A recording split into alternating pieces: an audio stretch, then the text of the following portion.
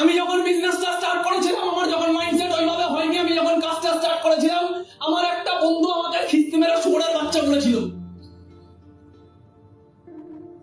আমার জীবনে এত খারাপ লেগেছিল, কারণ আমি স্কুলে র্যাঙ্ক করা স্টুডেন্ট। জীবনে এমন কোনো বছর হয়নি আমি র্যাঙ্ক করিনি। पर यार मैं स्कूल में रैंक करता था, कॉलेज में रैंक करता था। मेरा दोस्त ने मुझे क्या बोला, गाली दिया। আমি গিয়ে আমার মেন্টারের কাছে গিয়ে কেঁদে ফেলি। স্মার্ট ভ্যালুতে যেই মানুষটা আমার মাইন্ডসেট করেছিল, সেই মানুষটাকে আমি আমার মেন্টার ভাবতাম, তার কাছে গিয়ে আমি কেঁদে ফেলি বলতে বলতে।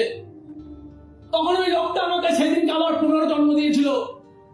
ওই লোকটা আমাকে বলেছিল, জানবি শুয়োর নিজের বাচ্চাদের সিকিউরিটি দিতে পারে না, শুয়োর নিজের মা বাবাকে সিকিউরিটি দিতে পারে না,